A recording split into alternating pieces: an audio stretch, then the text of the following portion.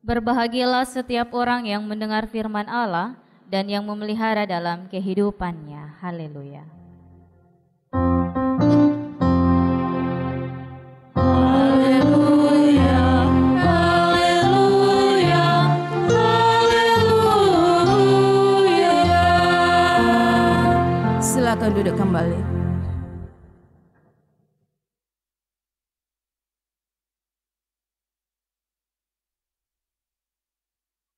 Bapak, Mama, saudara-saudara yang diberkati Tuhan, Shalom. Ada sukacita kok? Kalau amin, nah tolong jabat tangan kiri dan kanan, muka dan belakang. Karena ini pagi kayak cuaca dingin. Jadi mungkin ada yang masih lipat tangan. Ya, baik. Terima kasih. Bapak, Mama, saudara-saudara yang diberkati Tuhan kita Yesus Kristus. Dalam minggu ini kita akan merenungkan firman Tuhan dengan terang tema nama baik lebih berharga daripada kekayaan. Nama baik lebih berharga daripada kekayaan. Nah, berbicara mengenai nama Bapak, Mama, saudara-saudara yang diberkati Tuhan, kebanyakan pasangan suami istri ketika mereka sudah diberi momongan atau berkat anugerah anak dari Tuhan, maka biar masih di dalam kandungan juga mereka sudah memikirkan nama bagi anak-anak mereka. Nama ini kebanyakan tidak lari jauh. Biasa dong pakai nama opa, nama dari oma, om atau tante, dan siapakah yang menurut mereka atau keluarga itu orang yang paling berjasa. Atau biasa mereka kasih nama dengan mereka punya om, opa, oma, tante itu karena mereka memiliki harapan supaya anak ini ketika dia besar bisa jadi seperti mereka. Nah, di era sekarang ini pemberian nama juga sudah mulai agak berbeda. Biasa dong pakai nama artis-artis. Itu mungkin karena salah satu dari orang tua mereka mengidolakan artis tersebut.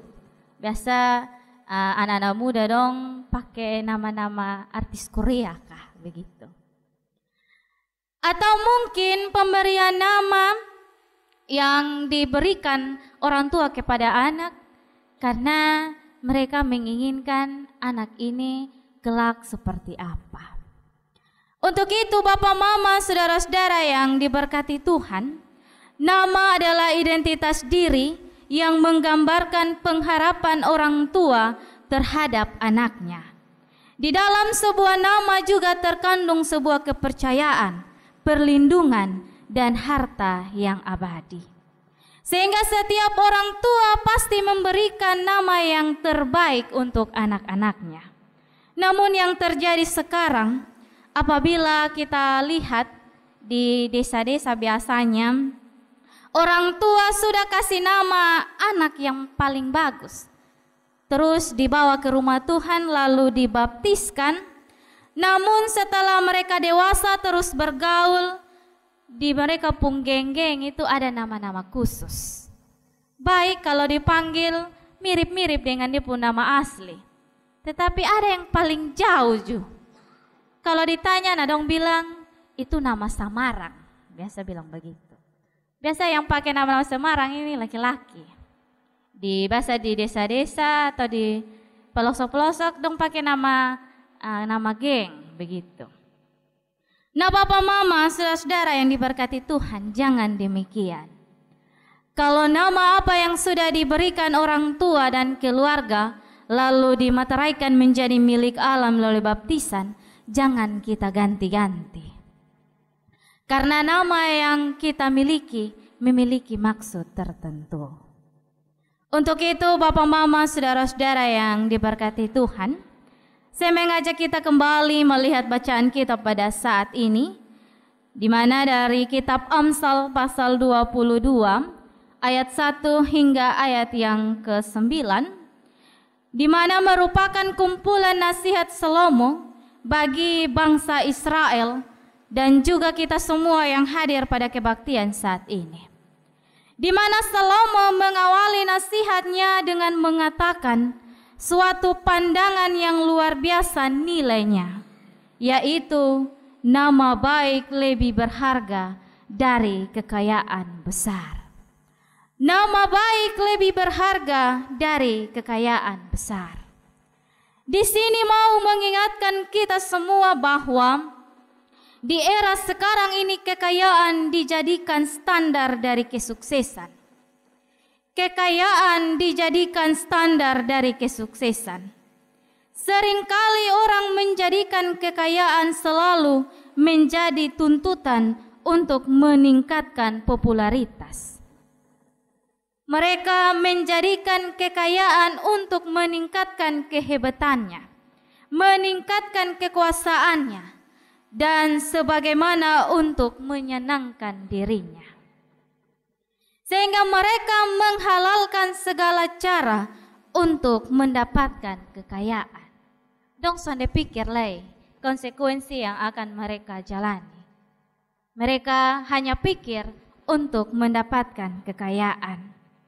Namun yang menjadi pertanyaan bagi kita Bapak Mama yang diberkati Tuhan, dengan memiliki kekayaan dalam kehidupan kita, apakah menentukan nama baik kita?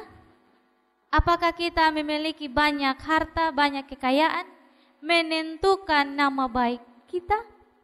Jawabannya tentu tidak, Bapak Mama.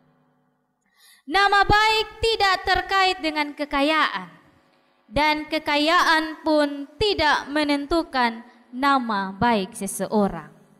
Hal ini jelas dikatakan oleh Salomo dalam bacaan kita pada saat ini. Menjaga nama baik bukan berarti lalu kita gila hormat. Kita berusaha mencari muka agar terlihat. Tidak demikian.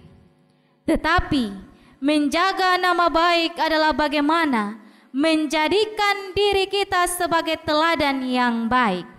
Karena nama baik itu berkaitan dengan sikap dan perbuatan kita setiap hari terhadap sesama kita yang kita temui di sekitar kita. Entah kita memiliki kekayaan yang banyak atau tidak, kita semua memiliki nilai yang sama, yaitu kita semua adalah ciptaan Tuhan. Nah, bagaimana cara kita mempertahankan nama baik kita? Bagaimana cara kita mempertahankan nama baik kita? Di situ di ayat yang keempat menjawab pertanyaan ini. Menjaga nama baik kita yaitu hidup takut akan Tuhan. Hidup takut akan Tuhan. Dengan dalam menjalani kehidupan kita, kata dan perbuatan kita harus kita tunjukkan yang baik. Untuk itu Bapak Mama, saudara-saudara yang diberkati Tuhan, ada dua pesan yang saya catat pada kita pada saat ini untuk di mana kita mempertahankan nama baik kita. Yaitu yang pertama, memiliki sikap bersyukur. Memiliki sikap bersyukur. Nah, dalam menjalani kehidupan kita, haruslah kita tanamkan sikap bersyukur dengan dilandasi kerendahan hati. Bersyukur dengan dilandasi kerendahan hati. Bersyukur dengan semua yang kita miliki dalam kehidupan kita. Jelas Salomo mengatakan bahwa orang yang memiliki sikap bersyukur, maka Tuhan akan berikan kekayaan. Tuhan akan berikan kehormatan dan kehidupan. Orang yang selalu rendah hati akan selalu dihormati dan dikasihi oleh setiap orang. Harus memiliki sikap bersyukur untuk semua keadaan sekarang yang kita alami. Jangan sekali-kali kita menaruh iri hati terhadap kekayaan orang lain. Jangan sekali-kali kita menaruh iri hati terhadap kekuasaan yang didapatkan orang lain. Dan jangan sekali-kali kita menaruh iri hati terhadap kesuksesan yang didapatkan oleh orang lain. Dan juga jangan kita berupaya menjadi orang lain. Hiduplah rendah hati di hadapan Tuhan, karena dalam kehidupan ini ada bagian yang tidak bisa kita hindari, terutama cara orang lain menilai kita.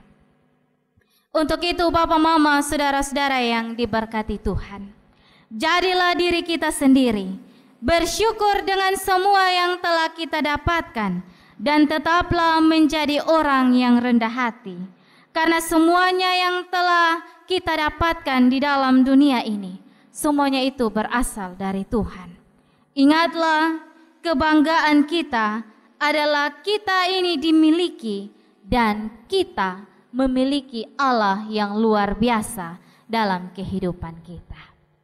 Pesan yang kedua yang harus kita lakukan yaitu berlaku adil. Berlaku adil. Tadi sikap yang pertama bersyukur, lalu sikap yang kedua berlaku adil. Nah Bapak Mama, saudara-saudara yang diberkati Tuhan, dalam menjalani kehidupan kita, marilah kita memperlakukan sesama kita dengan baik dan secara adil. Kiranya kita tidak menjadikan sesama kita sebagai objek atau menjatuhkan sesama kita dengan kita ingin mendapatkan keuntungan. Biasanya di era sekarang ini, di media-media sosial atau bahkan di kehidupan kita bermasyarakat, kita sering memakai orang lain demi kepentingan diri kita sendiri. Bahkan kita menjatuhkan orang lain demi kesenangan dan kepuasan diri kita sendiri. Bahkan kita suka mengadu domba satu dengan yang lain. Jangan demikian Bapak Mama. Tadi sikap yang kedua, kita harus berlaku adil. Jauhkanlah diri kita dengan namanya dosa. Hindarilah setiap persoalan dan jangan menceburkan diri kita di dalam persoalan yang bukan urusan kita. Tetapi lakukanlah setiap tugas, setiap pekerjaan kita, tanggung jawab kita dengan baik, agar pintu berkat Tuhan selalu Ia berikan dalam kehidupan kita. Amin kok? Amin. Jika kita lakukan pekerjaan kita dengan baik, kita tidak mengurusi hal yang bukan urusan kita, maka percayalah berkat Tuhan akan Ia limpahkan dalam kehidupan kita. Untuk itu Bapak Mama, saudara-saudara yang diberkati Tuhan, jangan menjadikan kekayaan menjadi tujuan utama dalam menjalani kehidupan ini. Karena kekayaan pasti akan berlalu. Itu pasti kita tidak pungkiri bahwa ketika kita terus mencari kekayaan, kita terus dalam kehidupan kita, fokus utama kita kekayaan, tidak dipungkiri bahwa pasti ada kecurangan dalam melakukan segala cara untuk mendapatkan hal tersebut. Sehingga kita tidak memikirkan konsekuensi yang akan kita dapatkan, karena fokus kita hanya kekayaan. Namun dalam menjalani kehidupan ini Bapak Mama, menjaga nama baik adalah suatu sikap yang harus kita pertahankan. Karena hal ini akan menyenangkan hati Tuhan, seperti halnya dengan pemberian nama kita. Untuk itu, dalam menjalani kehidupan kita, mari jagalah nama baik kita. Ada sebuah pepatah tua yang mengatakan bahwa gajah mati meninggalkan gading, harimau mati meninggalkan belang, dan manusia mati meninggalkan nama. Untuk itu, kita yang masih hidup ini, jagalah nama baik kita, sehingga kebaikan-kebaikan kita yang telah kita taburkan ketika kita meninggalkan dunia ini, itulah yang dijadikan teladan, bukan keburukan-keburukan kita. Tuhan memberkati kita lewat firman-Nya. Amin.